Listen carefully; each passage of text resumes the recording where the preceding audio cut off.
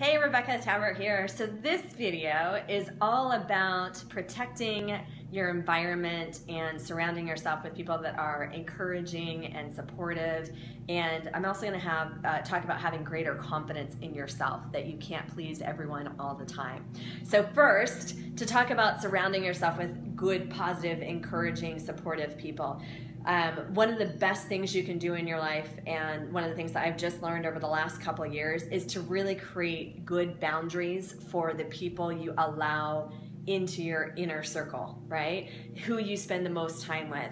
Who you spend the most time with is really going to define your success, because it's only natural to either settle with what you're comfortable with, what's around you, or to not set your own goals very high because those around you aren't achieving very high. You definitely can step above, and you can set really aggressive goals and be super accomplished in a kind of stagnant environment, but it's hard to do. Like, for example, I actually heard this on Joel Osteen. He was talking about, even a fish, right, that has the ability to grow into 9 feet, right?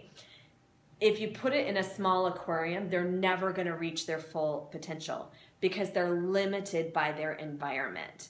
And that's true about life. And he was actually just talking about this too, now that I think about it. That's true about life. When we are limited by our environment, like, that is going to limit us if we allow the environment inside us. Make sense? So it's possible, theoretically, to get to that 9 foot, get as big and awesome as you're created to be, but you've got to be able to push out those boundaries, expand your environment, and make it bigger than what it currently is. Part of that is surrounding yourself with the right people. And the right people are positive, they're encouraging, they're supportive. They don't, I should point out who is not a good influence, because I know I had those people around me for a really long time and just didn't notice it. I didn't know any different. And so this is a good example, or I'll give you some examples, because I literally just didn't know any different until I started learning as an adult. Like, that's not normal, that's not healthy. So someone that is, if something is never good enough, that's not a supportive environment. Super critical. Always telling you always pointing out what's wrong instead of looking at what's right. Someone that continually just finds drama. Someone that is talking poorly maybe about other people. If they're talking poorly about other people, chances are they're talking poorly about you. And you just don't want those types of people. Somebody that can't just appreciate and encourage your goals. You tell them your goal and they're like, yeah, that'd be nice.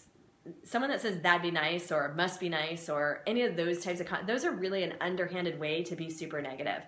So don't worry if you like are if you're watching this, you're like, man, that's actually me. It's okay. Just be aware and work on changing it, right? Sometimes when we've grown up in that environment and we start to realize that we're guilty of it. I know that long ago, I feel like I definitely took on some behaviors that I have now since changed. Still a work in progress, obviously. But those are things to look for. And when it comes to getting healthy, it becomes an even bigger obstacle, because when you're unhealthy, chances are the people around you are probably pretty unhealthy. So then when you do try and step out and make a difference in your own life, they could have the best of intentions. They could be awesome people, but something inside of them feels a little bit threatened or even a little bit insecure. Because if you're making massive changes and trying to get healthy and do these things right, does that mean that I need to do that? And so sometimes you'll see things like, one client said to me that they're actually like small, right? They're not overweight by any means. And I'd argue that they don't have any weight to lose. They just wanted to change the way the weight looked, right? They wanted to feel better. They wanted to feel stronger. They didn't feel like they were healthy. So they were in one of our challenges. And one of the things that had been a social thing for them was going out drinking chips and salsa with their friends on a fairly regular basis. So when this person decided to change that and started not drinking so much and started making healthier choices in the food when they did eat out, a lot of critical feedback from the friends saying like, come on, you can have one beer. What are you doing that for anyway? You're skinny. You don't need to worry about it. And so it was really hard on that person to like push through that. Another person, and this happens quite a bit too, they were struggling with weight, or they are struggling with weight, and their spouse wasn't very supportive. And I don't think that it comes from a bad intention. I mean, people get married 20, 25 years, but when you've been married 20, 25 years and you're both overweight and one of you starts to take your health seriously, it's really hard for that other person to accept, especially if that other person is a male, no offense. But men, what I've seen, and I apologize if this is totally biased, and I'm sure women do it too, but what I've seen a lot with men, again, maybe because I mostly have female clients, but they tend to get insecure. Like, if you lose all this weight, am I going to lose you? If you're eating healthy, does that mean that I need to eat healthy? Are you no longer going to be attracted to me? Like, there's all kinds of ulterior motives that they themselves may not even intentionally understand or even recognize. They're just sabotaging you in the process. And those you need to set boundaries around, be protective. It doesn't protective. And that, like, if it's, I'm not saying get rid of a spouse or anything like that in that circumstance, but you have to create an even stronger environment. You need an even stronger coach, an even stronger support system to counteract all of that negativity. So that's a lot of energy. So if you're already there, you can still do it. But I'm saying if you're not there yet, don't put yourself there. Don't put yourself around negative people and people that you can choose to set boundaries around or not spend time with. Make that choice. It sounds really harsh, I know. This is a couple years in the working. My mentors told me this like 4 years ago. And it's been a 4-year process as I kind of go through my life and take out the negative. And let me tell you, I'm a better person. I really am.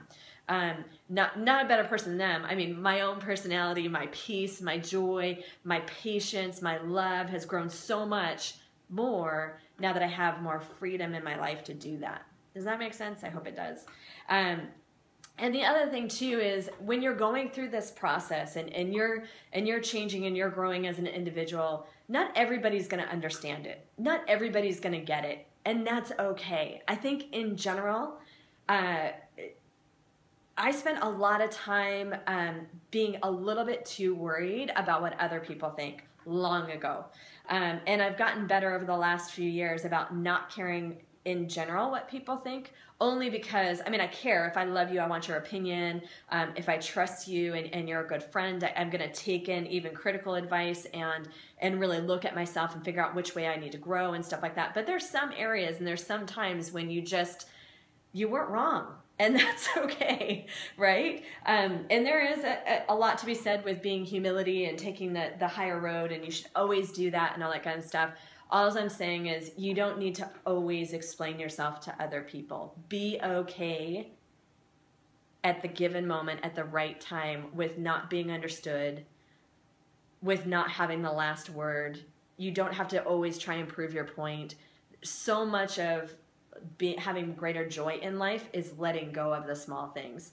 There's no reason to be confrontational over small things, right? If someone doesn't understand, if someone doesn't get it, that's okay, right? You don't have to explain everything to everybody, and you don't have to, your value is not based in that person. Your value is not based in other people's opinions, okay? And that's a whole nother tape, because from a faith perspective, there's only one person that our value is based in, and it's that's one that I struggle with if you're not a believer, because I used to not be a believer. So if you have any questions, total side note, sorry to bring you there, I didn't mean for it to go there, but I used to be atheist. I used to be a non-believer very, very long time ago.